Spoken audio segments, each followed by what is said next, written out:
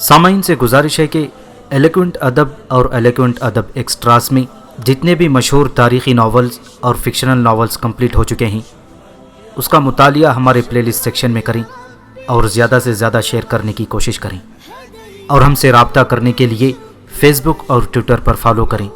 جزاک اللہ۔ بسم اللہ الرحمن الرحیم۔ نور الدین زنگی، شجاعت سے بھرپور ایک مجاہد کی سچی داستان۔ مصنف اسلم راہی MA۔ ایپیسوڈ 5۔ 11ویں، 12ویں اور 13ویں صدی عیسوی میں ہونے والی صلیبی جنگیں انسانی تاریخ کا ایک غیر معمولی باب ہیں۔ تقریباً 250 سال تک جاری رہنے والی اس لرزہ خیز تصادم حقیقی معنوں میں پوری دنیا ایک عالمی جنگ کا شکار تھی۔ یہ تہذیبوں کا ٹکراؤ ہونے کے ساتھ ساتھ مذاہب کا تصادم بھی تھا۔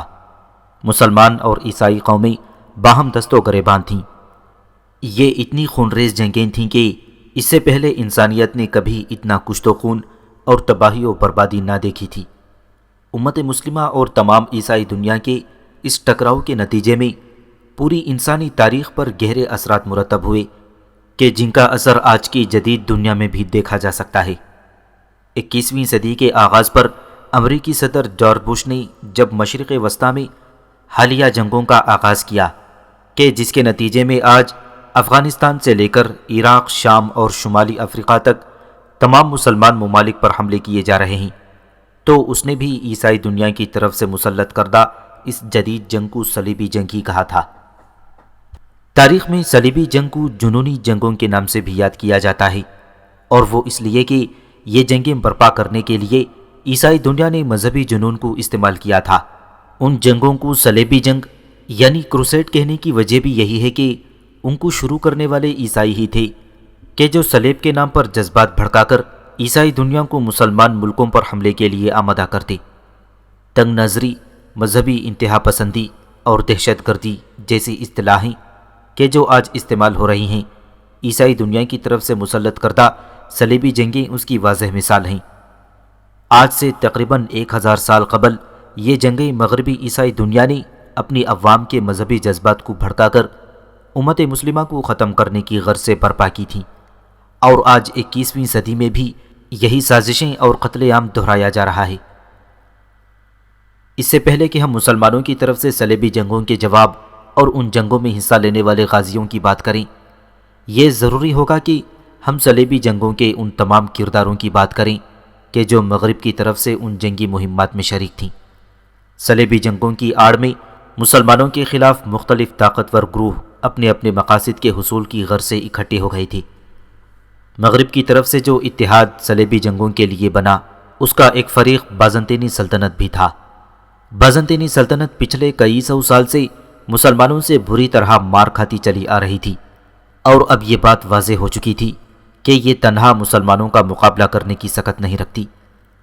سلجوق سلطان الپ ارسلان نے 1071 عیسوی میں بیٹل آف مینزی کرٹ میں بازنطینی سلطنت کو جو عبرتناک شکست دی تھی کہ جس کے نتیجے میں بازنطینی حکمران کو گرفتار بھی کر لیا گیا تھا، وہ عیسائیوں کے لیے انتہائی ذلت آمیز تھی، اور اب وہ یہ خوف محسوس کر رہے تھے کہ مسلمان قونیہ یعنی موجودہ ترکی کے شہر کو اپنا مرکز بنانے کے بعد اب قسطنطنیہ کی جانب بڑھیں گے۔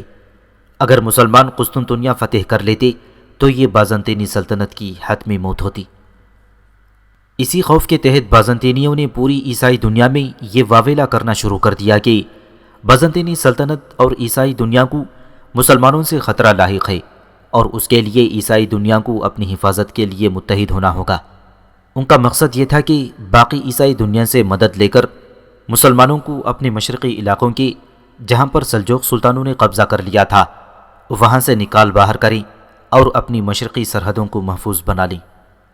اس جنگ سے بازنطینی حکمرانوں کا یہی مقصد وابستہ تھا، لیکن انہیں اس بات کا اندازہ نہ تھا کہ صرف عیسائی دنیا کی مشرقی سرحدوں کی حفاظت کے لیے لڑی جانے والی یہ جنگ آنے والے 250 سالوں پر محیط ہو جائے گی، اور اس کے نتیجے میں لگ بھگ 1.5 کروڑ انسان متاثر ہوں گے، اور آنے والی صدیوں تک اس کے اثرات مرتب ہوتے رہیں گے۔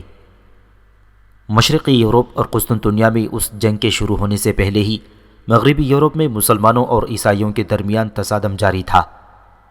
اندلس یا اسپین پہلے ہی تقریباً 300 برس سے مسلمانوں کے قبضے میں تھا، اور مغربی یورپ میں یوسف بن تاشفین نے جنگ زلاقہ میں عیسائیوں کو جو عبرتناک شکست دی تھی، اس کے نتیجے میں جزیرہ نما آئیبیریا بھی مسلمانوں کے قبضے میں آ گیا، اور اندلس پر مسلمانوں کی حکومت ایک مرتبہ پھر مستحکم ہو گئی۔ اس شکست کی وجہ سے عیسائی آتش انتقام میں جھلس رہے تھے۔ روم میں موجود پوپ اور مغربی یورپ کے ممالک مثلاً جرمنی، فرانس اور انگلستان کے عیسائیوں کو بھی اس بات کا خلق تھا کہ وہ مسلمانوں کو اسپین سے نکالتے رہ گئے، اور یوسف بن تاشفین کی دخل اندازی کی وجہ سے ان کا یہ خواب شرمندہ تعبیر نہ ہو سکا۔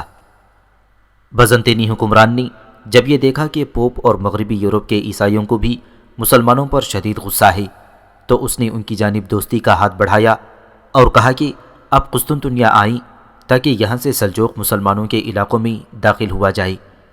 بازنطینی حکمران کو اس بات سے کوئی دلچسپی نہ تھی کہ اسپین سے مسلمان نکالے جاتے ہیں یا نہیں، اس کی دلچسپی صرف اپنی سلطنت کی حفاظت تک ہی محدود تھی۔ یہی وجہ تھی کہ اس نے ان تمام حکمرانوں کو کہ جو مسلمانوں سے جنگ میں دلچسپی رکھتے تھے قسطنطنیہ آنے کی دعوت دی، اور کہا کہ ہم آپ کو ایشیائی کوچک میں داخل ہونے کے لیے قسطنطنیہ سے راستہ دیں گے۔ موجودہ ترکی کے تمام ایشیائی علاقے کہ جو آبنائے باسفورس کے مشرق میں واقع ہیں، اس وقت تک مسلمان سلجوق سلطنت کے قبضے میں آ چکے تھے، اور قونیہ کا مشہور شہر اس مضبوط سلجوق سلطنت کا دارالحکومت بن چکا تھا۔ آنے والے وقتوں میں اسی قونیہ میں مولانا جلال الدین رومی اور شمس تبریز رحمۃ اللہ علیہ تشریف لائے، اور ان کی وجہ سے آج بھی یہ شہر پوری دنیا کے لیے ایک روحانی کشش رکھتا ہے۔ یہاں یہ بات قابل غور ہے کہ مسلمانوں کے تمام مقدس مقامات یعنی مکہ مکرمہ، مدینہ منورہ اور بیت المقدس شریف مشرق وسطیٰ میں ہی واقع ہیں۔ یہی وجہ تھی کہ مسلمانوں کو کبھی یورپ کی جانب سفر کرنے کی ضرورت ہی پیش نہ آتی۔ علاوہ ازیں یورپ اس وقت تاریک دور یعنی ڈارک ایجز میں تھا، اور وہاں جو بھی ترقی اور تعلیم کی طرف قدم اٹھاتا اسے جادوگر کہہ کر زندہ جلا دیا جاتا تھا۔ فرانس اور انگلستان کی گلیوں میں کیچڑ اور غلاظت کی وجہ سے چلنا دوبھر ہو جاتا، طاعون جیسی بیماریاں عام تھیں۔ حقیقی معنوں میں وہ وحشیوں اور درندوں کی مانند زندگی بسر کر رہے تھے۔ ایسی صورتحال میں وہاں مسلمانوں کے نہ تو کوئی تجارتی مفادات تھے اور نہ ہی مذہبی مقاصد، لہٰذا مسلمان سیاحت یا تجارت کے لیے یورپ جانے میں قطعاً دلچسپی نہ رکھتے تھے۔ اس کے برعکس یورپ کی جن علاقوں پر مسلمانوں نے قبضہ کر لیا تھا مثلاً اسپین، وہاں ایک شاندار تہذیب قائم تھی۔ غرناطہ اور قردبہ پوری دنیا کے علمی، تجارتی اور تہذیبی مراکز تھے۔ نتیجتاً تمام یورپی لوگ مسلمانوں کے مفتوحہ علاقوں میں آ کر آباد ہونا اور علم حاصل کرنا پسند کرتے۔ قسطنطنیہ وہ عیسائی علاقہ تھا کہ جسے مسلمان ابھی تک فتح نہیں کر پائے تھے۔ ایسی صورتحال میں بقیہ یورپ میں مسلمانوں کے سفر کرنے کا سوال ہی پیدا نہیں ہوتا تھا۔ آج صورتحال اس کے بالکل برعکس ہے۔ مسلمانوں کی یہی کوشش ہوتی ہے کہ ویزے لگوا کر یورپ، امریکہ، برطانیہ اور کینیڈا جا کر بس جائیں۔ اس زمانے میں مسلمان یہ بات سوچ بھی نہیں سکتے تھے کہ وہ اپنی مرضی سے دارالاسلام چھوڑ کر دارالکفر میں آباد ہو جائیں۔ دوسری جانب عیسائیوں کے تمام مذہبی اور مقدس مقامات مسلمانوں کے علاقوں میں تھے۔ بیت المقدس عیسائیوں کے لیے بھی مقدس جگہ ہے، کیونکہ یہاں حضرت عیسیٰ علیہ السلام کی پیدائش ہوئی تھی۔ حضرت عمر رضی اللہ تعالیٰ عنہ کے دور میں مسلمانوں نے پہلی مرتبہ بیت المقدس شریف کو فتح کیا تھا۔ تب سے لے کر 1098 عیسوی تک یہ مسلمانوں ہی کے قبضے میں رہا۔ اسپین یا اندلس میں شکست کے بعد عیسائیوں میں آتش انتقام بھڑک رہی تھی، اور ساتھ یہ حسرت بھی سینوں میں سلگ رہی تھی کہ بیت المقدس کو مسلمانوں کے قبضے سے واپس لیا جائے۔ پوپ اربن دوم نے اپنے پادریوں اور راہبوں کو پورے یورپ میں پھیلا دیا۔ انہوں نے نفسیاتی جنگ کے ذریعے اشتعال انگیزی پھیلائی اور یہ جھوٹا پروپیگنڈا کیا کہ بیت المقدس میں عیسائیوں کے ساتھ بہت بڑا ظلم روا رکھا جا رہا ہے، جبکہ حقیقت یہ تھی کہ حضرت عمر رضی اللہ تعالیٰ عنہ کے دور سے لے کر صلیبی جنگوں کے آغاز تک بیت المقدس میں کسی بھی عیسائی کو نہ قتل کیا گیا اور نہ ہی کوئی ظلم کیا گیا۔ عیسائی اور یہودی کئی سو برس تک مسلمانوں کے زیر سایہ اتنے امن و سکون سے رہے کہ کہیں بھی مذہبی تعصب کی کوئی ایک مثال بھی نہیں ملتی۔ ان برسوں میں مسلمانوں نے عیسائیوں کے ساتھ رواداری کی وہ اعلیٰ مثال قائم کی کہ جسے دنیا آج تک یاد رکھتی ہے۔ پچھلی اقساط میں بیان ہو چکا ہے کہ پیٹر دا ہیرمٹ نامی ایک راہب نے یورپ میں جگہ جگہ ایسی جنونی تقریریں کیں کہ جن میں مذہبی تعصب، جنون اور لوگوں کو بھڑکانے کے تمام اسباب موجود تھے۔ یوں پورے یورپ میں مذہبی جنون کی آگ بھڑکا دی گئی۔ یورپ کی فوجیں تو بعد میں نکلیں، ان سے پہلے ہی عام یورپی عیسائی اس راہب کے ساتھ قسطنطنیہ کی طرف روانہ ہو گئے۔ ان کا مقصد مسلمانوں کے ساتھ جنگ کر کے بیت المقدس پر دوبارہ قبضہ کرنا تھا۔ یہ عسکری اعتبار سے غیر تربیت یافتہ، جذباتی اور نہتے عیسائی صرف اس لیے اپنے گھر بار کو چھوڑ کر راہب پیٹر کے ساتھ چل پڑے تھے کہ ان کے مذہبی جذبات کو بھڑکا دیا گیا تھا اور ان کو اس جنگ میں حصہ لینے کے نتیجے میں جنت کی بشارت بھی دی گئی تھی۔ یہی وجہ تھی کہ لاکھوں کی تعداد میں وہ سادہ لوح عیسائی عوام اپنے انجام سے بے خبر اندھا دھند اس مہم میں روانہ ہو گئے تھے۔ عیسائیوں کی طرح یہودیوں کے لیے بھی بیت المقدس بہت مقدس جگہ ہے۔ یہودیوں کے عقیدے کے مطابق یہاں حضرت سلیمان علیہ السلام نے ایک بہت بڑی عبادت گاہ بنوائی تھی کہ جس کو وہ ہیکل سلیمانی یعنی ٹیمپل آف سلیمان کہتے ہیں۔ اب اس جگہ پر مسجد اقصی موجود ہے۔ یہودیوں کو ہمیشہ سے یہ خواہش رہی ہے کہ مسجد اقصی کو شہید کر کے ہیکل سلیمانی کو دوبارہ تعمیر کیا جائے اور اسرائیل کے نام سے یہاں یہودیوں کی ایک ریاست قائم کی جائے کہ جو ان کے عقیدوں کے مطابق ماضی میں بھی ہوا کرتی تھی۔ صلیبی جنگوں کے تقریباً 1000 سال کے بعد یہودی آج بیت المقدس شریف پر قابض ہیں اور اپنی اسی ہدف کو پورا کرنے کی ناپاک کوششوں میں لگے ہوئے ہیں کہ جس کے لیے یہ صدیوں سے کام کر رہے تھے اور صلیبی جنگوں میں اس کے لیے کوشش کرتے رہے۔ عیسائی دنیا میں یہودیوں کو ہمیشہ بری طرح ذلیل و رسوا کیا جاتا تھا۔ عیسائیوں کے عقیدے کے مطابق یہودیوں نے ہی حضرت عیسیٰ علیہ السلام کو سولی پر چڑھانے کی سازش کی تھی اور اس کے نتیجے میں پوری عیسائی دنیا میں یہودیوں کو بدترین دشمن تصور کیا جاتا ہے۔ وہاں یہودیوں کی زندگی اجیرن تھی۔ یہی وجہ تھی کہ عیسائی علاقوں میں رہنے والے یہودیوں نے اپنی بقا کی خاطر مختلف بھیس بدلنے سیکھ لیے تھے۔ کچھ یہودی خود کو عیسائی ظاہر کرتے تھے۔ عبادت کرنے کے لیے انہوں نے خفیہ جگہیں بنا رکھی تھیں اور اس طرح اپنی خفیہ اندرونی محفلوں میں اپنی یہودی روایات جاری رکھتے تھے۔ جب یہودیوں نے دیکھا کہ پوری عیسائی دنیا مسلمانوں سے متصادم ہونے جا رہی ہے تو ان کے فتنہ انگیز ذہن نے بیت المقدس شریف پر قبضہ کرنے اور یہودیوں کی ریاست کے قیام کے لیے اس موقع کو غنیمت جانا۔ موجودہ اسرائیلی ریاست کے قیام کے پیچھے بھی عیسائیوں اور یہودیوں کی وہی ذہنیت کار فرما ہے کہ جس کا سب سے پہلے اظہار 1000 سال پہلے صلیبی جنگوں کے دوران ہوا تھا۔ اسرائیل کے قیام کی پہلی منظم کوششیں یہودیوں نے صلیبی جنگوں کے دوران ہی کی تھیں۔ یہودیوں کی خواہش یہ تھی کہ عیسائی دنیا اور مسلمانوں کے مابین اس تصادم کے نتیجے میں بیت المقدس فتح ہو جائے تو مکر و فریب کے ذریعے اس پر قبضہ کر لیا جائے اور وہاں ایک یہودی ریاست قائم کر دی جائے۔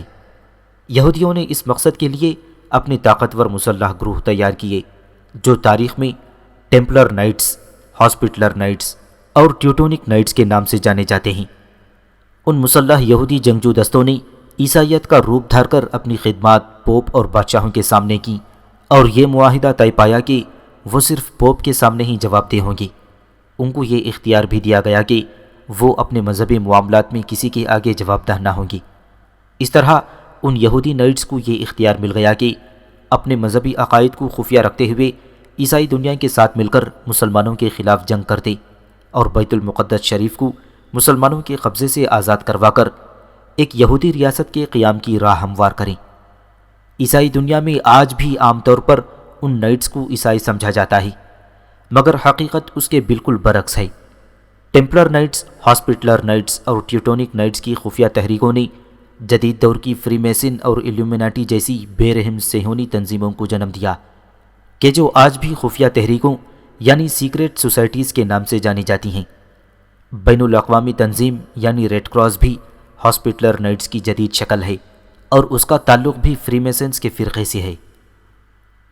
جب عیسائیوں کی جانب سے پہلی صلیبی جنگ کی تیاری کی جا رہی تھی تو اس وقت پورا یورپ تاریک دور سے گزر رہا تھا اور اس میں اخلاقیات نام کی کوئی چیز نہ تھی۔ جنگی اخلاقیات و قوانین کا تو کوئی تصور ہی موجود نہ تھا۔ پوپ نے صلیبیوں اور نائٹس کو کھلی چھٹی دے دی کہ جب تک وہ بیت المقدس کو آزاد کروانے کے لیے جنگیں لڑتے رہیں گے تب تک وہ خود بھی ظلم و جبر، تباہی و بربادی اور قتل و غارت گری مسلمانوں کے علاقے میں برپا کریں گے۔ وہ سب معاف اور جائز ہوگی۔ نتیجتاً ایسے وحشی اور جنگلی مسلح گروہ تیار ہو گئے کہ جن کا مقصد مسلم علاقوں میں لوٹ مار، قتل و غارت اور تباہی و بربادی پھیلانے کے علاوہ کچھ نہ تھا۔ جب مذہبی جنون عروج پر ہو، آنکھوں میں خون اترا ہو اور ساتھ ہی یہ اجازت بھی مل جائے کہ آپ کے تمام گناہ معاف کر دیے جائیں گے، تو پھر کوئی فوج نہیں رہتی بلکہ درندوں کا ایک غول بن جاتی ہے۔ خود یورپی تاریخ دان ان صلیبیوں کو بدترین حیوانات سے تشبیہ دیتے ہیں۔ ان یہودی اور عیسائی مسلح گروہوں نے مسلمانوں کے علاقوں میں داخل ہونے سے پہلے ہی خود عیسائی دنیا میں وہ تباہی مچائی کہ بازنطینی حکمران کی جس نے ان کو آنے کی دعوت دی تھی وہ خود بھی ان کی سفاکانہ کارروائیوں سے پریشان ہو گیا، کیونکہ اب عیسائی دنیا میں بھی کسی کی جان، مال، عزت و آبرو محفوظ نہ رہی تھی۔ مسلمانوں کے خلاف اس پہلے صلیبی اتحاد میں 3 فریق شامل تھے۔ بازنطینی سلطنت، صلیبی نائٹس کہ جو ظاہراً عیسائی مگر حقیقتاً یہودی مسلح گروہ تھے، پوپ، یورپ کے عیسائی بادشاہ اور دیگر عیسائی۔ اس وقت یورپ کے عیسائی بادشاہوں کے مابین اقتدار کے حصول کے لیے خون ریزی عام تھی۔ یہی وجہ تھی کہ عیسائی اتحادیوں کے آپس میں بھی شدید اختلافات تھی۔ ان تمام مشکلات اور اختلافات کے باوجود 250 سال تک جاری رہنے والی ان مہمات میں یورپ نے 8 مرتبہ متحد ہو کر مسلمانوں پر یلغار کی کہ جس کے نتیجے میں خود یورپ کو بھی بے پناہ جانی و مالی نقصان اٹھانا پڑا۔ اس تصادم میں خود یورپ کے تمام عسکری، اقتصادی اور انسانی وسائل خرچ ہو گئے اور اس کے باوجود ان کو عبرتناک شکست کا سامنا کرنا پڑا۔ یورپ کے نشاط ثانیہ اور اصلاح دین کا دور کہ جو اندلس کی فتح کے بعد 1492 عیسوی میں شروع ہوا تھا، وہ کافی عرصے پہلے ہی شروع ہو جاتا، مگر یورپ اپنے تمام وسائل صلیبی جنگوں میں نہ جھونک چکا ہوتا۔ ان جنگوں کے نتیجے میں پورے یورپ کی معیشت تباہ ہو کر رہ گئی تھی اور پوری عیسائی دنیا یہودیوں کی مقروض ہو چکی تھی۔ ایسے وقت میں بھی عیسائی دنیا کو جنگ جاری رکھنے کے لیے وسائل فراہم کرنے والے اور قرضہ دینے والے بھی ٹیمپلر نائٹس ہی تھے۔ ٹیمپلر نائٹس یا ٹیوٹونک نائٹس جو کہ عیسائی بنے ہوئے تھے، دراصل یہودی تھے۔ انہوں نے مسلمانوں کے خلاف عیسائیوں کی نفرت کی آگ میں مزید ایندھن ڈالنے کا کام شروع کر دیا۔ ان کے 2 بڑے مقاصد تھے۔ پہلا مقصد یہ کہ عیسائیوں کی مدد سے بیت المقدس کو آزاد کروایا جائے اور یہاں پر ایک یہودی ریاست کا قیام عمل میں لایا جائے۔ دوسرا یہ کہ اس جنگ و جدل کے نتیجے میں یورپی بادشاہوں سے پیسے وصول کیے جائیں اور لوٹ مار کے ذریعے جو رقم بھی حاصل ہو وہ یورپ کو سود پر قرض دی جائے تاکہ ان کو اپنا غلام بنایا جا سکے۔ یورپ میں بینک کا نظام ٹیمپلر ہاسپٹلرز اور ٹیوٹونک نائٹس نے ہی شروع کیا تھا۔ صلیبی جنگوں کے دوران چونکہ عیسائی دنیا کو ان نائٹس کی ضرورت تھی، لہٰذا یورپی بادشاہ ان کو برداشت کرتے رہے اور ان کے مقروض ہوتے رہے۔ صلیبی جنگوں کے بعد 1312 عیسوی میں جب پورا یورپ اور خود یورپی بادشاہ بری طرح ان کے مقروض ہو گئے اور ان ٹیمپلرز نے بے انتہا دولت اکٹھی کر لی، تو یہی دولت بعد میں ان کی تباہی و بربادی کا باعث بھی بنی۔ ٹیمپلر نائٹس کو قرض لوٹانے کے بجائے یورپی بادشاہوں نے یہ فیصلہ کیا کہ ٹیمپلر نائٹس کو ہی ختم کر دیا جائے اور ان کی تمام دولت پر قبضہ کر لیا جائے۔ قریباً 1312 عیسوی میں جب ان ٹیمپلرز کو تباہ و برباد کیا گیا تو ان کے پاس 900 سے زائد قلعے اور محل تھے اور ان کے پاس موجود دولت سارے یورپی بادشاہوں کو امیر بنانے کے لیے کافی تھی۔ آج کل جدید معاشی نظام میں جو طریقہ کار استعمال کیے جاتے ہیں، مثلاً سود پر قرض دینا، منی لانڈرنگ، جنگیں برپا کروانا، دنیا میں فتنہ و فساد پھیلانا، ان سب کے پیچھے فری میسنز کا ہاتھ ہے کہ جو ان نائٹس کی نسل سے ہیں کہ جنہوں نے صلیبی جنگوں میں عیسائی دنیا کو استعمال کیا اور ان کو اپنا مقروض بنایا۔ آج بھی اسرائیل کے یہودی پورے یورپ اور امریکہ کے عیسائیوں کو مسلمانوں کے خلاف جنگ میں جھونک کر مقروض کر رہے ہیں اور اسرائیل کی ریاست کو مزید پھیلانے کی سازش میں مصروف ہیں۔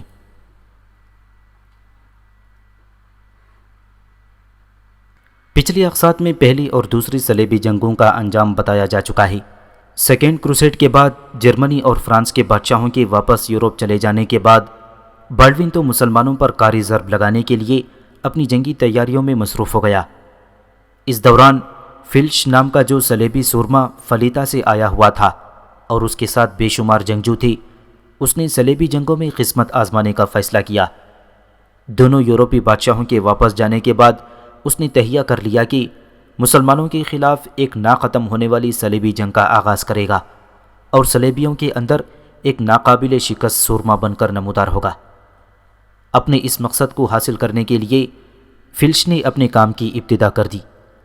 اس کام میں اس کی ماں جو اس کے ساتھ آئی تھی وہ بھی اس کی مدد کر رہی تھی۔ پہلا کام اس نے یہ کیا کہ ادھر ادھر مختلف قلعوں اور شہروں میں منتشر یورپ کے مختلف حصوں سے تعلق رکھنے والے صلیبیوں کو جمع کیا جائے، ان کا ایک بہت بڑا لشکر تیار کیا جائے۔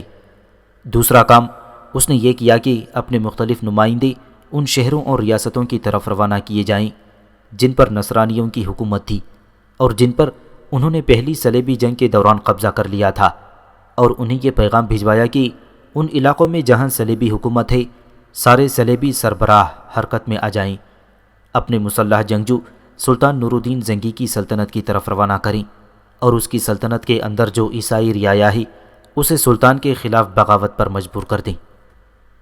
اس کا ارادہ تھا کہ اس طرح جب سلطان نور الدین زنگی کی سلطنت میں جو عیسائی ہیں وہ عام بغاوت کا اعلان کریں گے اور نور الدین کی سلطنت میں افراتفری کا عالم پھیلے گا، تب وہ مسلمانوں کے خلاف کارروائی کرے گا اور صلیبی جنگوں کو کامیاب بنانے کی کوشش کرے گا۔ تیسرا فیصلہ جو اس نے کیا وہ انتہائی خطرناک تھا، اور وہ یہ کہ ان دنوں حسن حریقہ نام کا قلعہ بڑا مضبوط اور مستحکم خیال کیا جاتا تھا۔ یہ قلعہ اس وقت طرابلس کے نصرانی حکمران ریمنڈ کی علمبرداری میں شامل تھا۔ اس نے چونکہ گزشتہ جنگوں میں بڑھ چڑھ کر حصہ نہیں لیا تھا، لہٰذا فلش نے یہ ارادہ کیا کہ اس قلعے پر قبضہ کر کے اسے صلیبیوں کا مرکز بنائے اور وہاں سے نکل کر نور الدین کے علاقوں پر قبضہ کرنے کی کوشش کرے۔ سلطان نور الدین زنگی نے ان دنوں اپنے لشکر کے ساتھ بالبک میں قیام کیا ہوا تھا، اور دمشق کے حکمران مجیر الدین کا وزیر وہاں اپنے چند دستوں کے ساتھ سلطان کی خدمت میں حاضر ہوا تھا، اور وہاں اس نے سلطان کی بہترین ضیافت کا انتظام کیا تھا۔ فنچ نے اپنے کام کی ابتدا بڑی برق رفتاری سے کی۔ جو صلیبی لشکر اس کے پاس جمع ہو گیا تھا اس کے ساتھ وہ حرکت میں آیا۔ فی الفور وہ حسن حمیرہ کے نام کے قلعے پر حملہ آور ہوا، اور ریمنڈ کے اس لشکر کو جو وہاں تھا اسے شکست دینے کے بعد قلعے پر اس نے قبضہ کر لیا۔ یہاں اس قلعے میں اپنی قوت اور طاقت کو مجتمع کرنے کے بعد فنچ اب طرابلس پر حملہ کر کے اس پر قبضہ کرنے کے متعلق لائحہ عمل تیار کرنے لگا تھا، لیکن فنچ کی بدقسمتی کہ ریمنڈ بھی بیکار نہیں بیٹھا تھا۔ اس نے اپنے خاص آدمی بالبک سلطان نور الدین زنگی کی خدمت میں بھیجے اور سلطان سے التماس کی کہ حسن حریمہ کا قلعہ فنچ نے مجھ سے چھین لیا ہے، اگر سلطان نور الدین حسن حریمہ پر حملہ آور ہو کر اس کو فنچ سے آزاد کروا کر اپنے قبضے میں کر لے تو وہ فنچ کی نسبت حسن حریمہ پر مسلمانوں کے قبضے کو ترجیح دے گا۔ اس طرح طرابلس کے حکمران ریمنڈ نے سلطان نور الدین کو اجازت دے دی کہ وہ اگر حسن حریمہ فتح کرے تو اسے کوئی اعتراض نہ ہوگا۔ ریمنڈ کا یہ پیغام ملتے ہی سلطان نے اپنے لشکر کے ساتھ بالبک سے کوچ کیا اور حسن حریمہ کا رخ کیا۔ معین الدین جو اس وقت بالبک میں مقیم تھا وہ بھی اپنے دستوں کے ہمراہ سلطان کے ساتھ ہو لیا۔ حسن حریمہ پہنچ کر سلطان نے اپنے لشکر کو شہر کے باہر پڑاؤ کرنے کا حکم دیا، جبکہ فنچ والی تلیتا نے مسلمانوں کا مقابلہ کرنے کے لیے فصیل کے اوپر انگنت لشکری پھیلا دیے تھے۔ صرف فصیل کے اوپر اس قدر لشکری تھی کہ جن کی تعداد سلطان نور الدین زنگی کے کل لشکر سے بھی زیادہ تھی، اور صلیبیوں کا جو لشکر شہر کے اندر محفوظ تھا وہ اس کے علاوہ تھا۔ جب لشکر خیمہ زن ہو چکا تب سلطان اپنے خیموں سے باہر شہر پناہ کی طرف آیا۔ اس وقت اس کے ساتھ شیرکوہ مجددین، شمس الدین قتلق اور دوسرے نامور جرنیلوں میں نجم الدین، اسامہ بن مرشد، فخر الدین مسعود اور کچھ دوسرے چھوٹے سالار تھے۔ سلطان کچھ دیر تک حسن حریمہ کی فصیل کا جائزہ لیتا رہا، پھر اپنے سالاروں کو مخاطب کرتے ہوئے وہ کہہ رہا تھا: عزیزان من، حسن حریمہ کی فصیل تمہارے سامنے ہے۔ اندلس کا سورما فنچ ایک بہت بڑے صلیبی لشکر کے ساتھ اس کے اندر موجود ہے۔ تم دیکھتے ہو جو لشکر اس وقت فصیل کے اوپر دکھائی دے رہا ہے اس کی تعداد ہمارے اپنے لشکر سے کہیں زیادہ ہے، لیکن ہم نے حسن حریمہ کو اپنے سامنے زیر کرنا ہے۔ اس موقع پر اسد الدین شیر کو سلطان نور الدین زنگی کو مخاطب کر کے کہہ رہا تھا، سلطان محترم، یہ جو سلیبی اس وقت حسن حریمہ کی فصیل پر ہیں عنقریب یہ فصیل کے اوپر دکھائی دیں گے۔ سلطان محترم، اسد الدین شیرکوہ کو رک جانا پڑا، اس لیے کہ مسکراتے ہوئے سلطان نور الدین زنگی بول پڑا تھا، شیرکوہ میرے عزیز، میں دیکھتا ہوں یہ جو سلیبی لشکر اس وقت فصیل کے اوپر ہے ان میں سے بہت سوں کے سر پک چکے ہیں جو کٹنے والے ہیں، اور ان میں سے بہت بڑی مشکل سے جانیں بچا کر یہاں سے بھاگ پائیں گے۔ جو لائحہ عمل میں نے حسن حریمہ پر حملہ آور ہونے کے لیے تیار کیا ہے وہ یہ ہے کہ پوری طاقت اور قوت سے شہر کے اوپر حملہ کر دیا جائے۔ جو لشکر اس وقت ہمارے پاس ہے اسے 3 حصوں میں تقسیم کر دیا جائے۔ ایک حصے پر فخر الدین مسعود کو سالار بنایا جائے، اسامہ بن مرشد اور نجم الدین دونوں کو اس کے تحت کر دیا جائے۔ ان کے ساتھ لشکر کا وہ حصہ ہوگا جو تیر انداز ہیں، جو بے خطا نشانہ لگانے کے ماہر ہیں۔ دیکھو، جب ہم شہر پر حملہ آور ہونے کے لیے پیش قدمی کریں گے تو ظاہر ہے فصیل کے اوپر جو لشکر ہے وہ ہم پر تیر اندازی کرے گا۔ ان کی تیر اندازی کو ناکارہ بنانے کے لیے فخر الدین مسعود، اسامہ بن مرشد اور نجم الدین اپنی کارروائی کریں گے، اور ان سے بھی زیادہ ہولناک انداز میں شہر کی فصیل پر تیر اندازی کریں گے، ایسی زوردار تیر اندازی کہ شہر کے اوپر جو سلیبی لشکر ہیں وہ اپنی جانیں بچانے کے لیے برجوں کے اندر چھپنے پر مجبور ہو جائیں۔ لشکر کے باقی جو 2 حصے ہیں ان میں سے ایک میرے پاس ہوگا، شمس الدین اور قتلغ دونوں میرے ساتھ کام کریں گے، اس لیے کہ جو لشکر اس وقت دمشق پر حملہ آور ہونے کے لیے آیا تھا اس میں یہ میرے ساتھ شامل تھے۔ تیسرا لشکر شیرکوہ تمہارے اور مجددین کے پاس ہوگا۔ جو لشکر میرے اور تم دونوں کے پاس ہوگا وہ شہر پر زوردار حملے شروع کرے گا، اور شہر کے فصیل کے اوپر جو تیر انداز ہوں گے ان کی تیر اندازی کو فخر الدین مسعود، نجم الدین اور اسامہ بن مرشد ناکام بنائیں گے۔ اس طرح اگر ہم تیز حملے کر کے شہر کی فصیل کو کسی نہ کسی طرح گرانے میں کامیاب ہو جائیں گے تو شہر زیادہ دیر ہمارے سامنے ٹھہر نہیں سکے گا۔ سارے سالاروں نے سلطان نور الدین زنگی کی اس تجویز سے اتفاق کیا، پھر لشکر کی تقسیم کو آخری شکل دی گئی، اس کے بعد شہر پر حملہ کر دیا گیا۔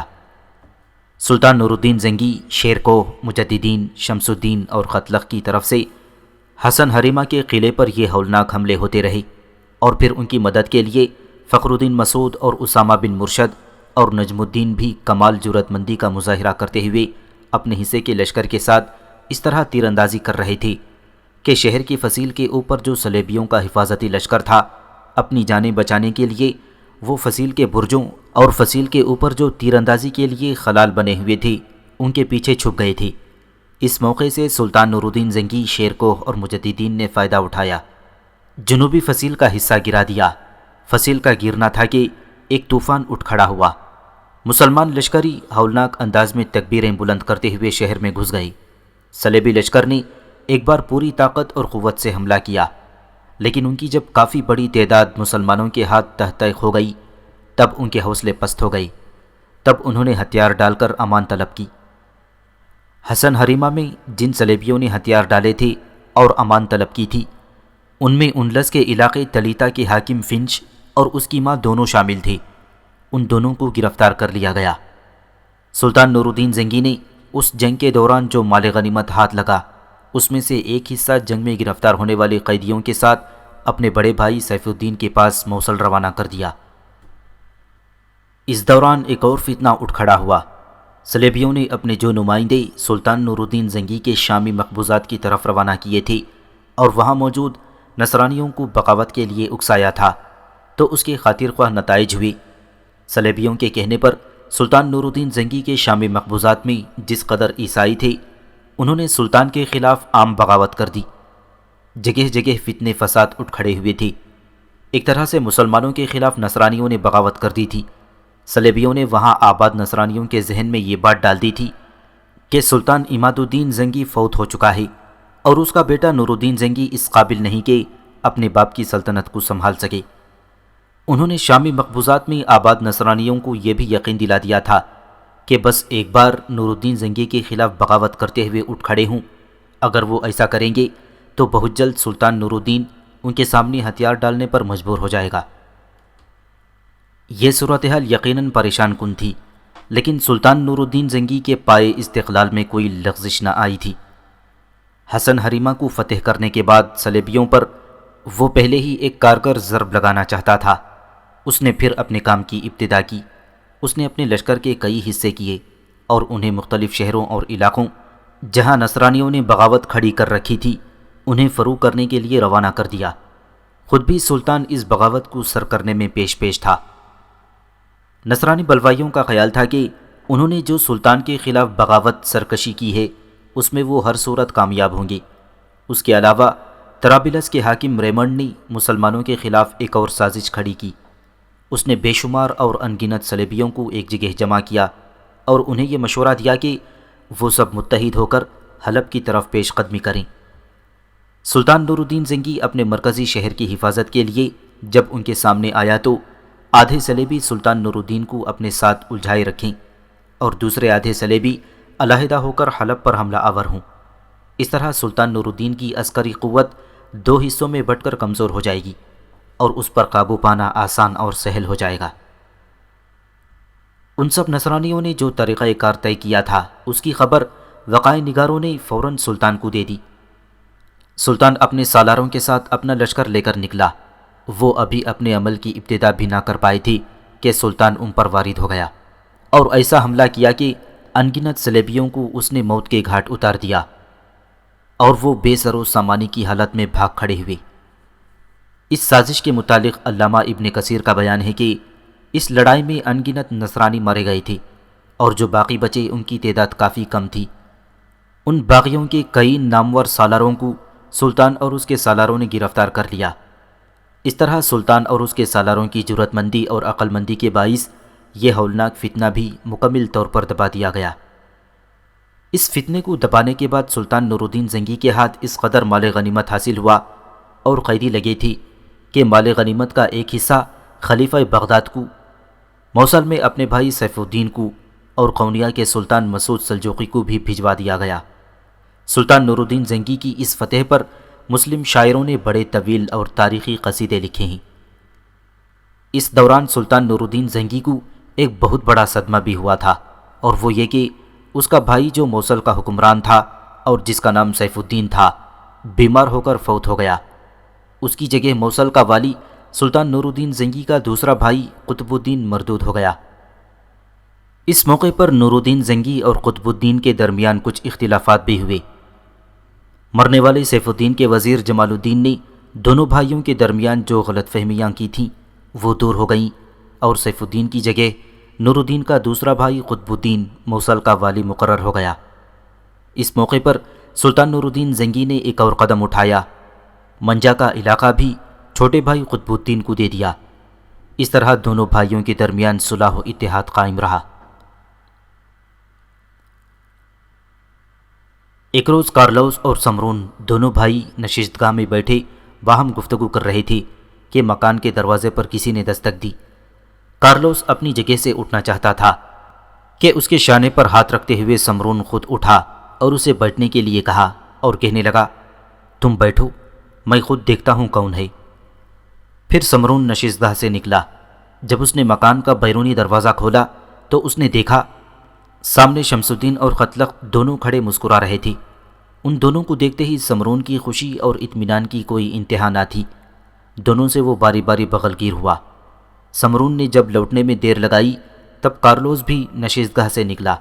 اس نے دروازے کے اندرونی حصے میں جب سمرون کو شمس الدین اور قتلق سے گلے ملتے دیکھا تو بڑی تیزی سے آگے بڑھا اور احتجاجی انداز میں کہنے لگا، ان دونوں کو وہیں کھڑا کر کے گلے مل رہے ہو، ان کو آنے تو دو۔ اس دوران ایزابیل، مرسینا، مشل اور جمارہ بھی باہر نکل آئی تھیں اور اس سارے لمحے کو مسکراتے ہوئے دیکھ رہی تھیں۔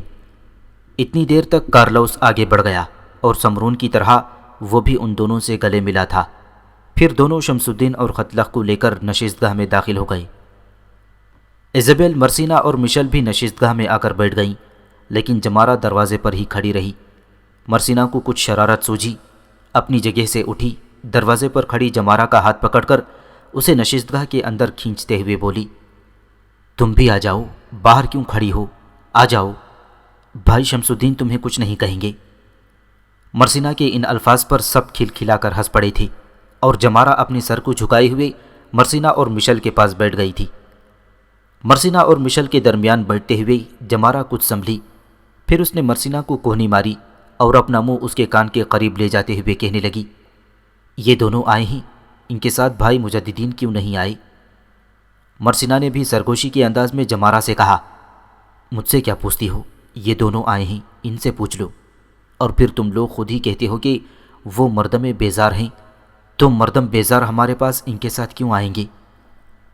اس پر جمارہ بڑی سنجیدگی سے کہنے لگی، نہیں مرسینہ، بھائی مجددین بہت اچھے ہیں، مردم بیزار نہیں، بس ان کی دل شکنی ہوئی ہے جس کی بنا پر وہ لوگوں سے ذرا کھینچے کھینچے رہتے ہیں۔ جمارہ کو خاموش ہو جانا پڑا، اس لیے کہ سمرون نے شمس الدین کو مخاطب کر کے کہہ رہا تھا، میرے دونوں بیٹوں، میں تمہیں اپنے گھر میں خوش آمدید کہتا ہوں، کیا تم حلب سے آئے ہو؟ تم دونوں کے ساتھ کیا امیر مجددین نہیں آئے؟ اس پر شمس الدین نے خطلق کی طرف دیکھا اور خطلق کارلوس کی طرف دیکھتے ہوئے کہہ رہا تھا، دراصل ہمارے شامی مقبوضات میں جگہ جگہ بغاوتیں اٹھ کھڑی ہوئی تھیں، ان علاقوں کی ذمہ داری ہمیں سونپی گئی تھی، بغاوتوں کو تو ہم نے فروغ کر دیا، لیکن اس دوران سلطان کو یہ خبریں ملیں کہ انطاکیہ کا بادشاہ ریمنڈ انگنت صلیبیوں کو اپنے پاس جمع کر چکا ہے، اور اس کے کیا ارادے ہیں ابھی تک کچھ پتہ نہیں چلتا۔ احتیاطاً ہم اپنے لشکر کے ساتھ ان علاقوں میں مقیم ہوئے ہیں۔ سلطان اور ہمارا امیر حلب کی طرف گئے ہیں، اس لیے کہ ان کے بڑے بھائی سیف الدین فوت ہو چکے ہیں، اور کچھ کاموں کو نمٹانے کے لیے سلطان اور شیرکوہ کو حلب کی طرف جانا پڑا۔ جہاں تک بھائی مجددین کا تعلق ہے تو وہ ہمارے ساتھ ہی ہیں، ہم گزشتہ شب کے پچھلے پہر یہاں آئے ہیں، ہمارے لشکر نے شہر کے باہر پڑاؤ کر رکھا ہے، مجددین ہمارے ساتھ ہیں۔ دراصل وہ اس وقت شہر کے اندر جو حفاظتی لشکر ہے اس کے سربراہ کے ساتھ اہم گفتگو کر رہے ہیں، ہم دونوں کو انہوں نے یہاں بھیجا ہے۔ دراصل خطلق کو کہتے کہتے رک جانا پڑا، اس لیے کہ اس کی بات کاٹتے ہوئے سمرون بول پڑا، اس کا مطلب ہے امیر مجددین نے تم دونوں کو بھیج دیا ہے اور وہ خود یہاں نہیں آئیں گے؟ اس پر شمس الدین بول پڑا، نہیں میرے محترم، وہ آئیں گے، انہیں کچھ ضروری امور نمٹانے ہیں، اس کے بعد وہ یہاں ضرور آئیں گے، انہوں نے خود مجھے کہا تھا کہ وہ ہمارے پیچھے پیچھے یہاں آئیں گے۔ پھر ایک تھیلی جو شمس الدین نے اپنے ہاتھ میں پکڑ رکھی تھی وہ اس نے کارلوس کی گود میں رکھ دی، پھر کہنے لگا، محترم کارلوس، جو الفاظ میں کہنے لگا ہوں وہ میرے نہیں بلکہ بھائی مجددین کے ہیں۔ وہ کہہ رہے تھے کہ میں ان کی طرف سے آپ سے یہ کہوں کہ اس تھیلی میں جو نقدی اور سونے کے سکے بھی ہیں، وہ یہ بھی کہہ رہے تھے کہ میں ان کی طرف سے آپ سے یہ بھی کہوں کہ چونکہ آپ تینوں باپ بیٹی سب کچھ گوا کر یہاں آئے ہیں، اس لیے آپ کو نقدی کی سخت ضرورت ہے، آپ یہ تھیلی رکھیں۔ بھائی یہ بھی کہہ رہے تھے کہ اس نقدی سے آپ اپنی اور اپنی دونوں بیٹیوں کی ضروریات پوری کر سکیں گے۔ سمرون نے ہاتھ آگے بڑھا کر چمڑے کی وہ تھیلی لے لی، پھر اپنے بھائی کارلوس کی طرف دیکھتے ہوئے کہنے لگا، میرے بھائی، اگر اجازت ہو تو میں اسے کھول کر دیکھ لوں؟ اس پر کارلوس مسکرایا اور کہنے لگا، اس پر اجازت لینے کی کیا ضرورت ہے، تم ہی اس نقدی کے مالک ہو، جو چاہے کرو۔ اس پر سمرون مسکرایا اور کہنے لگا، نہیں میرے بھائی، میں صرف دیکھنے لگا ہوں، مالک آپ تینوں باپ بیٹی ہیں، اس لیے کہ امیر مجددین نے یہ تھیلی خصوصیت کے ساتھ آپ تینوں کے لیے بھیجی ہے۔ پھر دونوں بھائی تھیلی کھول کر سکے اور نقدی دیکھنے لگے تھے۔ اس دوران ایزابیل نے شمس الدین اور خطلق دونوں کو مخاطب کیا، میرے بچوں، ویسے یہ بتاؤ تم دونوں نے کھانا کھایا ہے یا نہیں؟ اس پر خطلق ازراہ تمسخر کہنے لگا، پہلے آپ لوگ بتائیں کہ آپ لوگوں نے کھانا کھا لیا ہے یا نہیں؟ اس موقع پر مشل ہنس دی، وہ کہنے لگی، نہیں بھائی، ابھی تک ہم نے بھی کھانا نہیں کھایا۔ خطلق پھر بول پڑا، اگر آپ لوگوں نے نہیں کھایا تو ہم نے بھی نہیں کھایا، اگر آپ نے کھانا ہے تو ہم بھی ساتھ کھا لیں گے۔ اس پر مرسینہ اپنی جگہ سے اٹھی اور بڑی سنجیدگی میں وہ شمس الدین اور خطلق کو مخاطب کر کے کہنے لگی، کھانا ہم اپنے لیے بھی تیار کرنے لگے تھے، آپ لوگ کہیں مذاق تو نہیں کر رہے ہیں کہ امیر مجددین یہاں آئیں گے؟ اگر ایسا ہے تو ہم امیر مجددین کے لیے بھی کھانا تیار کریں گی۔ اس بار شمس الدین نے مرسینہ کو مخاطب کیا، میری بہن، کیا ہم نے پہلے کبھی ایسا مزاح کیا ہے؟ شمس الدین کے اس جواب سے مرسینہ خوش ہو گئی، کچھ کہنا چاہتی تھی کہ دروازے پر دستک ہوئی۔ اس پر شمس الدین چھلانگ لگانے کے سے انداز میں اٹھ کھڑا ہوا اور کہنے لگا، میرے خیال میں بھائی آ گئے ہیں۔ مرسینہ جہاں تھی وہیں رک گئی۔ شمس الدین بھاگتا ہوا باہر نکل گیا۔ جب وہ لوٹا تو اس کے ساتھ مجددین بھی تھا۔ مجددین جب کمرے میں داخل ہوا تو سب اپنی جگہ سے اٹھ کھڑے ہوئے۔ باری باری کارلوس اور سمرون آگے بڑھ کر اس سے گلے ملے۔ پھر کارلوس نے مجددین کو اپنے ساتھ لپٹا کر اپنے پاس ہی بٹھا لیا۔ مجددین کو دیکھتے ہوئے مرسینہ تھوڑی دیر تک اپنی جگہ کھڑے ہوئے مسکراتی ہوئی اس کی طرف دیکھتی رہی۔ مجددین کے آنے سے اس کی حالت ایسی ہو گئی تھی جیسے لب سے رنگ و داستانی انداز خاموش میں اپنی صداقت بھری رودات کہہ اٹھے ہوں، جیسے چاہو تن کے ابلتے سینے پر اپنائیت کے سجے صحیفوں نے دھنگ رنگ جذبے اوڑھ لیے ہوں۔ وہ نور و جمال کی نگہت اور ہم آغوش کی خواہشوں جیسی پرکشش، پر لطف ساعتوں میں حروف محبت اور چشم الطاف کی نظر جیسی حسین خوابوں کی تعبیر کے نشے اور لمحوں کی تنہائی میں خرامہ اور نوزائیدہ سرور جیسی پرجمال ہو کے رہ گئی تھی۔ اس کی چشم نظر میں سپردگی کا ایک خمار تھا۔ اس کی کمر کے زاویے، اس کا بلور سے تراشا بدن، اس کا رخشندہ لب و رخسار کی تابش اور بدن پر سجا اس کا کاسنی پیراہن اسے مجسمے قیامت خیز لمحوں اور سبزے زاروں پر دمکتی شبنم کی افشاں سے بھی کہیں زیادہ پرکشش بنا کے رکھ گئے تھے۔ مجددین کے آنے پر چونکہ باہر جانے کے لیے مرسینہ کھڑی تھی، لہٰذا دوبارہ اپنی نشست پر بیٹھی نہیں، وہیں کھڑی رہی۔ پھر اس نے جرأت مندی کا اظہار کرتے ہوئے مجددین کو مخاطب کیا، امیر مجددین، آپ کی آمد سے پہلے ہم تینوں بہنیں کھانا تیار کرنے کے لیے اٹھنے لگی تھیں۔ اچھا ہوا آپ آ گئے۔ کھانے میں آپ کی پسند کی کوئی چیز ہو تو بتائیں، ہم وہی تیار کر دیں گی۔ مجددین نے مرسینہ کی طرف دیکھے بغیر کہہ دیا، خاتون، مجھ فقیر کی کوئی فرمائش اور تمنا نہیں ہے۔ میں ایک خانے خدا پرست اور تارک الذات انسان ہوں۔ میرے جیسا انسان تھوڑے اور مختصر سے خورد و نوش پر ہی خوش ہو جاتا ہے۔ مجددین کے ان الفاظ پر لمحہ بھر کے لیے مرسینہ اور افسردہ سی ہو گئی تھی، مگر وہ جلد ہی سنبھل گئیں۔ اس نے جمارہ اور مشل کو اشارہ کیا، پھر وہ کھانا تیار کرنے کے لیے وہاں سے نکل گئی تھیں۔ تینوں کے باہر جانے کے بعد کارلوس نے مجددین کو مخاطب کیا، آپ نے نقدی اور سونے کی سکوں کی تھیلی بھجوائی؟ مجددین نے فوراً کارلوس کی بات کاٹ دی، یہ آپ پر کوئی احسان نہیں تھا، آپ کا حق تھا۔ پہلے یہ بات کہ آپ غریب الوطن ہیں، جن حالات میں آپ آئے آپ بالکل بے سر و سامانی کی حالت میں تھے۔ کوئی شک نہیں کہ اس وقت آپ اپنے بھائی کے یہاں ہیں، لیکن آپ کی پھر بھی کچھ ضروریات ہیں۔ آپ کے ساتھ آپ کی 2 بیٹیاں بھی ہیں۔ ساتھ ہی میں آپ سے بھی گزارش کروں کہ گزشتہ جنگوں کے دوران مال غنیمت میں سے جو مجھے شمس الدین اور قتلف کو ملا، اس کے ہم نے برابر 3 حصے کیے۔ ایک حصہ اپنی ماں کے لیے رکھا، دوسرا پھوپھی کے لیے، اور تیسرا آپ کی طرف بھجوایا۔ آپ اس کا حق رکھتے ہیں، آپ یہاں نوارد ہیں، آپ کو اس نقدی کی ضرورت تھی۔ دوسرا حق آپ کا اس طرح بنتا ہے کہ اب جمارہ چونکہ میرے بھائی شمس الدین سے منسوب ہو چکی ہے، لہٰذا آپ کے ساتھ ہمارا اب ایک قریبی رشتہ بھی ہے، اور اس رشتے کو سامنے رکھتے ہوئے بھی آپ کے ہم پر کچھ حقوق بنتے ہیں۔ جواب میں کارلوس کچھ بھی نہ کہہ سکا، پھر وہ دوسرے موضوعات پر بات کرنے لگا۔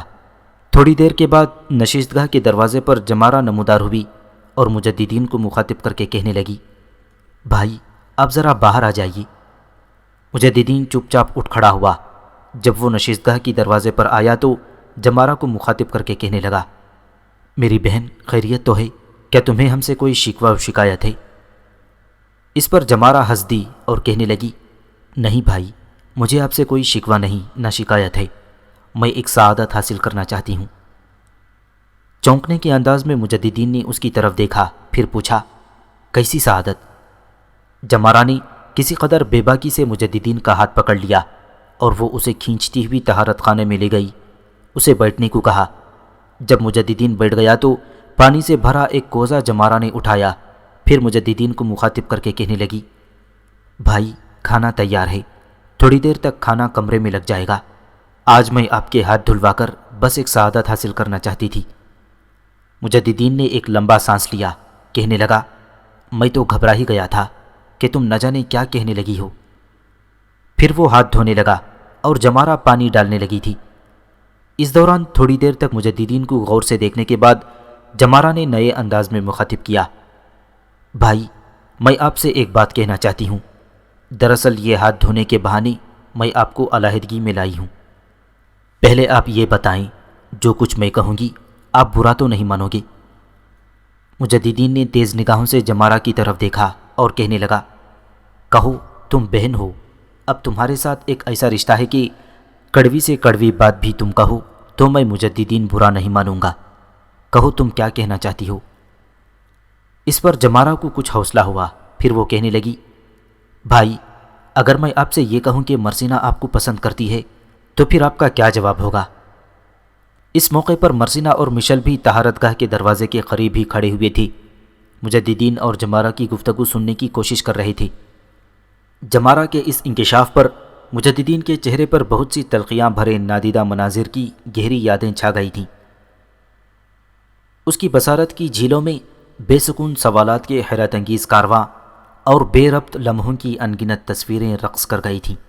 اس کی حالت اکثر بدل گئی تھی۔ اس کی یہ حالت دیکھتے ہوئے جمارہ خوفزدہ سی ہو گئی تھی۔ پھر مجددین نے اپنے آپ پر کسی قدر قابو پایا۔ پھر بڑے پرسکون انداز میں وہ جمارہ کو مخاطب کر کے کہہ رہا تھا، جمارہ بہن، ایسے انکشافات اب نہ میرے لیے نئے ہیں، نہ میری ذات پر کوئی گہرے اثرات چھوڑتے ہیں، اور پھر میں اب زیست کی حیات ناموز نواؤں میں، زخموں کی کائنات اور سفر کی لکیروں میں اپنی فنا کی تحریریں نہیں بھرنا چاہتا۔ سانپ کے ہاتھوں ایک دفعہ ڈس چکنے کے بعد کوئی بھی مسافر اس راستے پر سفر نہیں کرتا جہاں پہلے ڈسا جا چکا ہے۔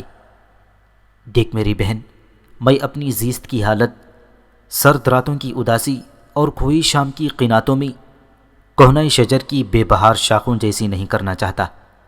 میری بہن، اب میں اپنی حریم ذات میں زمانے کی دوریاں سمیٹ چکا ہوں، اور اس میں اب میں کوئی ہلچل برپا نہیں کرنا چاہتا۔ یوں جانو، یہ جو میری تلوار ہے، میں نے اس سے اپنی زندگی کا عہد کر رکھا ہے۔ یہی میری ساتھی ہے، یہی میرے دل کا ارمان، میرے دل کا قرار ہے۔ اسی کے ساتھ وقت کا ہمراز بن کر اب میں مٹی کے لمس پانی کے ذائقوں کو تبدیل کر چکا ہوں۔ اسی کے سہارے میں سمتوں اور رفتار میں جو فرق ہے اس کو میں پہچان چکا ہوں۔ اب اس کے سوا نہ کوئی میرا مخرج ہے، نہ منبع ہے، نہ مطلع ہے، نہ مقطع ہے۔ میں ان لوگوں میں سے نہیں جو فرق کو سزا اور جبر کو امن، تپش کو چاندنی، ریت کو آپ سمجھ کر خاموش ہو جاتے ہیں۔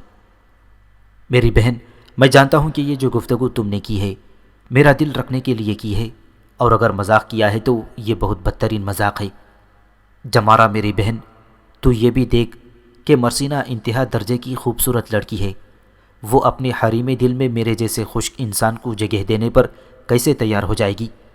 اور پھر میری اس کی ملاقات ہی کتنی طویل ہے۔ چند روز وہ میرے لشکر میں رہی، اس کے بعد یہاں منتقل ہو گئی۔ نہ کبھی میں نے اس پر کوئی بڑا احسان کیا جس تلے دب کر وہ میری طرف مائل ہوئی، نہ ہی مجھ میں کوئی ایسی خوبی ہے، نہ کوئی میں بہت بڑے مال و متاع کا مالک ہوں جو اسے میری طرف مائل ہونے پر آمادہ کر دے۔ بہن، اگر وہ یہ سمجھ کر میری طرف مائل ہوئی ہے کہ میں نے فرانس کے ان نیٹوں کا قلعہ قمع کیا ہے جو اس کی ماں، بہن اور بھائیوں کے قاتل تھے، اور چند روز اپنے لشکر میں رہ کر ان کی مہمان نوازی کی، تو یہ کوئی بہت بڑا کارنامہ نہیں۔ میری جگہ کوئی اور وہاں ہوتا تو وہ بھی ایسا ہی کرتا، اور ایسا کرنا چاہیے تھا۔ انسانیت کے ناطے سے وہ میرا فرض بنتا تھا۔ اور اگر کسی اور وجہ سے مرسینہ میری طرف مائل ہو چکی ہے تو اسے سمجھا دینا کہ وہ راستے جو میری طرف آتے ہیں ان میں کانٹوں اور خار کے سوا کچھ نہیں رکھا ہوا ہے۔ بہرحال میری بہن، تو نے میرے ہاتھ دھلوائی، اس کے لیے میں تیرا شکر گزار ہوں۔ اس کے ساتھ ہی طہارت خانے سے نکل کر مجددین نشست گاہ کی طرف چلا گیا تھا۔ جمارہ جب طہارت خانے سے نکلی اور موڑ موڑی تو دیکھا وہاں مرسینہ اور مشل دونوں بہنیں اداس اور افسردہ کھڑی تھیں۔ ان کی طرف دیکھتے ہوئے جمارہ کی حالت بھی انہی جیسی ہو گئی۔ پھر آگے بڑھتے ہوئے باری باری اس نے مرسینہ اور مشل کو اپنے ساتھ لپٹا لیا۔ پھر وہ مرسینہ کو مخاطب کرتے ہوئے کہہ رہی تھی، مرسینہ، دیکھ فکر مند نہ ہونا۔ میرا خیال ہے جو گفتگو میرے اور بھائی مجددین کے درمیان ہوئی وہ تم لوگوں نے سن لی ہے۔ بھائی مجددین بہت اچھے انسان ہیں، میری گفتگو سے شاید انہوں نے یہ اندازہ لگا لیا ہے کہ میں نے انہیں شادی پر آمادہ کرنے کی کوشش کی ہے یا ان کے ساتھ محبت بھرا ٹھٹا اور مزاح کیا ہے۔ وہ ایک بار ڈسے جا چکے ہیں، بڑے محتاط ہیں، لیکن میری بہن وہ ایسے نہیں ہیں کہ کسی کی دل شکنی کریں۔ ایک بات یاد رکھنا، جس روز انہیں یقین ہو گیا کہ تم واقعی ان سے محبت کرتی ہو اور انہیں اپنی زندگی کا ساتھی چن چکی ہو، تو یاد رکھنا وہ تم سے ایسی محبت کریں گے جو یقیناً بے کنار اور بے اتھا ہوگی۔ آؤ وہاں کھانا لگائیں، سب ہمارے انتظار میں وہاں بیٹھے ہوں گے۔ جمارہ کی گفتگو سے مرسینہ اور مشل دونوں بہنیں سنبھل گئی تھیں۔ پھر تینوں بڑی تیزی سے نشستگاہ میں کھانے کے برتن لگانے لگی تھیں۔ کھانا کھانے کے بعد مجددین، شمس الدین اور قتلق تھوڑی دیر وہاں بیٹھ کر باتیں کرتے رہے، پھر اٹھ کر اپنی خیمگاہ کی طرف چلے گئے۔ چند روز تک مجددین نے اپنے لشکر کے ساتھ الربا شہر کے باہر قیام کیے رکھا۔ اس کے بعد سلطان کی طرف سے پیغام آنے کے بعد وہ حلب کی طرف چلا گیا تھا۔